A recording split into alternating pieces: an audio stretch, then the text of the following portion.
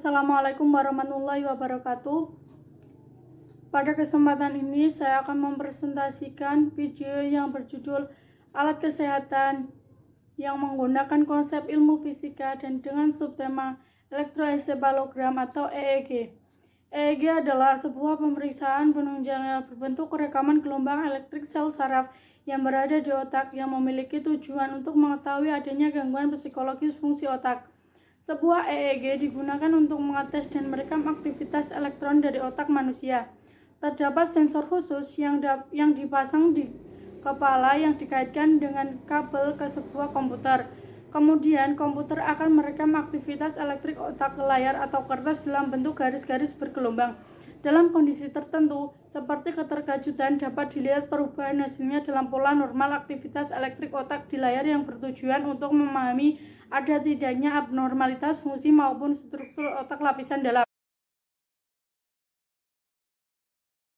Cara kerja elektroensefalogram atau EEG yaitu mula-mula elektroda perak dipasang di kulit kepala pasien untuk merekam aktivitas dari otak pasien. Elektroda dapat diletakkan secara terpisah pada kulit kepala atau dapat dipasang pada penutup khusus yang dapat diletakkan pada kepala pasien untuk meningkatkan kontak listrik antara elektroda jeli dan pasta. Kemudian elektroda ini digabungkan secara berpasangan di atas bagian otak yang berdekatan sehingga arus terdeteksi oleh salah satu elektroda akan berbeda yang terdeteksi oleh elektroda pasangannya.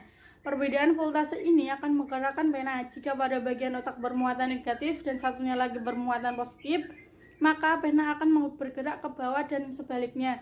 Namun jika tidak ada arus dari salah satu atau keduanya bagian otak, pena akan menggambarkan garis datar. Pemeriksaan ini berlangsung selama 45 menit sampai 47 menit dan menghasilkan gambar gelombang otak selama 5 menit. Bila ada prosedur stimulasi fotik, hipoventilasi, dan tidur, maka lama perekaman harus ditambah. EEG adalah simpul waktu dari kehidupan seseorang. Oleh karena itu, semakin lama perekaman, maka semakin besar kemungkinan kita akan menemukan abnormalitas, dan yang tidak dapat dilupakan adalah mengkalibrasi EEG. Mesin EEG harus dikalibrasi di awal dan di akhir rekaman.